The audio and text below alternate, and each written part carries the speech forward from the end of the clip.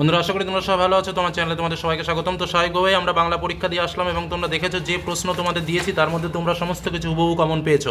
আমরা এখন জাস্ট উত্তরগুলো একটু মিলে নেবো। প্রথম প্রশ্ন, টাকাটা কোনো ড্যাশ দিয়ে আসতে হবে, কোথায় দিয়ে আসতে হবে? উত্তর হচ্ছে রিলিফ ফান্ডে দিয়ে আসতে হবে। মৃত্যুঞ্জয় কোথায় এসে বসলো? উত্তর হচ্ছে ঘরে এসে বসলো। ভাত খেয়ে দেহে শক্তি পেলে উৎসব কি খুঁজে বের করবে? উত্তর হচ্ছে বাদাটা খুঁজে বের করবে। পরবর্তী প্রশ্ন, বুড়িকে হরিবোল বলতে শুনেছিল কে? উত্তর হচ্ছে নিবারণ বাগদি বুড়িকে হরিবোল বলতে শুনেছিল। ড্যাশ এতক্ষণে মুখ খুলে বলল বুড়িমা তুমি মরণি, কে বলল? উত্তর হচ্ছে চৌকিদার। সত্য কঠিন বলে কবি তাকে কি ভালোবেসেছিলেন? পরবর্তী প্রশ্ন চলে যায়, কিসের মতো লাল আগুন? মোরগ ফুলের মতো লাল আগুন। আমার ক্লান্তির ওপর ঝরুক, কি ঝরার কথা বলা হয়েছে? মহুয়া ফুল। গাছগুলো বসাও, কোথায় বসাতে হবে? বাগানে। নিহত ভাইয়ের শবদেহ কবির মনে কি জাগিয়েছিল? ক্রোধ জাগিয়েছিল। সে অভিনয়ে ভঙ্গির বহুল ব্যবহার আছে, কোন অভিনয়ের কথা বলা হচ্ছে? কাবুকি থিয়েটার। রজনীকান্ত চট্টোপাধ্যায় থিয়েটারে আসার আগে কোথায় চাকরি করতেন? পুলিশে। পুত্র রাজনীতি বড় কূট, কার উক্তি? রজনীর উক্তি। ভারত জয় করেছিলেন কে? তরুণ আলেকজান্ডার।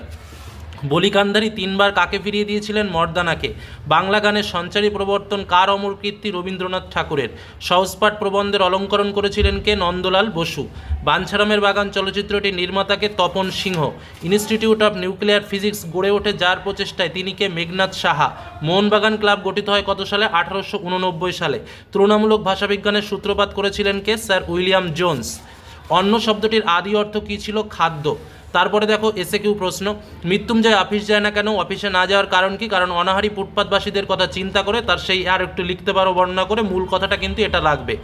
সে যেন কেমন হয়ে যাচ্ছিল, কার কথা বলা হয়েছে? উৎসবের কথা। তার এমন হয়ে যাওয়ার কারণ কি? কারণ পরিবারের ভরণ পোষণের জন্য তাকে প্রতি মাসে ধার নিতে হয় এবং হ্যাঁ এটুকুই লিখবে, প্রতি মাসে ধার নিতে হয়, এটাই লিখবে। আর যদি 1 লাইন এক্সট্রা যদি লেখো সেটা লিখতে পারো, কিন্তু ওইটুকু মূল উত্তর লাগবে। শাশুড়ির মাছ খাওয়া বুঝি ঘুচে যায়, শাশুড়ির মাছ খাওয়ার জন্য কোন কোন মাছের আয়োজন করা হয়েছিল? ইলিশ, তারপরে পোনার পেটি, পাকা পোনার পেটি, চিতলের কই, ট্যাংরা, ভেটকি। এর মধ্যে দুটো একটা লিখলেই তোমরা নম্বর পেয়ে যাবে। পৌষে বাদলা সম্পর্কে গ্রামের ডাকপুরুষের পুরনো বচন আছে, বচনটি কী ছিল? শনিতে 7, মঙ্গলে 5, বুধে 3, বাকি সব দিন দিন। কবি রূপনারায়ণের কুলে জেগে উঠে কি উপলব্ধি করলেন? এ জগৎ স্বপ্ন নয়। এসেছে সে ভোরের আলোয় নেমে, কে নেমে এসেছে? নেমে এসে কি করেছে? বাদামি হরিণটি, সুন্দরী বাদামি হরিণটি নেমে এসেছে, নেমে এসে সে সবুজ ঘাস ছিঁড়ে ছিঁড়ে খাচ্ছে। মেঘমদির মহুয়ার দেশে কি দেখা যায়? দেবদারুর দীর্ঘ রহস্য, সমুদ্রের দীর্ঘশ্বাস, মহুয়া বন, শিশিরে ভেজা সবুজ সকাল, মানুষের শরীরে ধুলোর কলঙ্ক। ক্রন্দনত জননীর পাশে থাকতে না পারলে কবির কাছে কি কি অর্থহীন? কবির কাছে লেখালেখি, গান গাওয়া, আঁকাআঁকি সমস্ত কিছুই অর্থহীন। দুরন্ত অভাব থেকে এর জন্ম, কোন অভাবের কথা বলা হয়েছে? ভালো স্টেজ ছিল না, সিনসিনারি ছিল না, আলো ছিল না, ঝালর ছিল না, এই অভাবের কথা বলা হয়েছে। একটুও ভালো লাগে না বাড়িতে, বক্তার ভালো না লাগার কারণ কি? কারণ তার বউ, ছেলে মেয়ে, সঙ্গী সাথী কেউই ছিল না এবং তিনি নাট্যশিল্পকে জীবনের খুব ভালোবাসতেন, তাই কিন্তু তার বাড়িতে ভালো লাগতো না। পড়তে জানে এমন এক মজুরের প্রশ্ন কবিতায় কোন কোন দেশের উল্লেখ করা হয়েছে? চীন, গ্রিক, ভারত, ব্যাবিলন প্রভৃতি। আরও 2-1টা দেশ রয়েছে, তার নাম লিখতে পারো। ভাষাবিজ্ঞানের দিক থেকে আদর্শ অভিধানে প্রতিটি শব্দের 3টি স্তর থাকে। স্তর 3টি কী কী? গঠনগত, অন্বয়গত এবং ব্যাঘার্থগত। ধাতু কাকে বলে? কয় প্রকার? দেখো এগুলো বিভিন্ন রকম সংখ্যা হয়, নিজের মতো লিখলেও তোমরা নম্বর পাবে।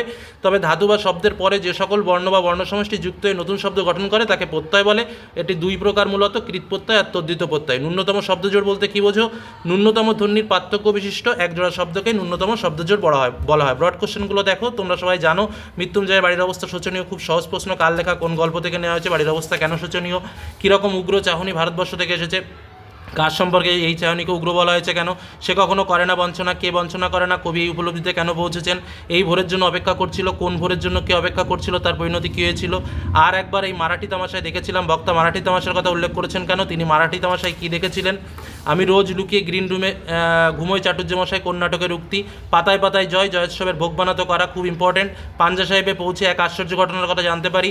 অমনি মনের মধ্যে গুনগুনিয়ে উঠল মার কাছে শেখা গান। জেলখানা না দেখলে দেশের একটা বড় দিক অদেখা থেকে যায়। কোন জেলখানার কথা বলা হয়েছে? সেই জেলখানার পরিচয় দাও। বারবার বলেছিলাম প্রশ্নগুলো। আচ্ছা, সমাজবিজ্ঞানের মূল ভাষা, আমি বারবার বলেছিলাম এই প্রশ্নটা পড়তে। বাগধ্বনি কত ধরনের? ভাগগুলো বর্ণনা করো। চিত্রকলায় নন্দলাল বসু, লাস্ট যে প্রশ্নটা দিয়েছি তার মধ্যে নন্দলাল বসু, ঋত্বিক ঘটক, মৃণাল সেন, কাদম্বিনী গঙ্গোপাধ্যায়, বাংলার কুস্তি চর্চা, লাস্ট যে প্রশ্নটা দিয়েছি সেই প্রশ্নটার সঙ্গে মিলিয়ে নেবে। একদম যে কটা দিয়েছি সে কটা প্রশ্ন এসছে, এর থেকে আর কি বলবো। বাংলার উৎসব কমন এসছে রচনার দিক থেকে, আর স্বাভাবিকভাবে বিতর্কও ভালো এসেছে। বর্তমান যুগে সাহিত্য পাঠের গুরুত্ব, আর তোমার দেশ ভ্রমণ, এটা দেশ ভ্রমণটাই আমি মনে হয় প্রশ্নে দেওয়া ছিল। আর এটা এসছে মহেশ্বিতা দেবী, যেটা আসার কথা ছিল সেটাই এসছে। তো এই হলো তোমাদের প্রশ্ন এবং উত্তর। আশা করি পরীক্ষা সকলেরই ভালো হয়েছে। তো তোমরা কমেন্টে জানাও কে কার কটা কি হলো, কেমন কি নম্বর তোমরা পাবে বলে আশা করছো। ধন্যবাদ।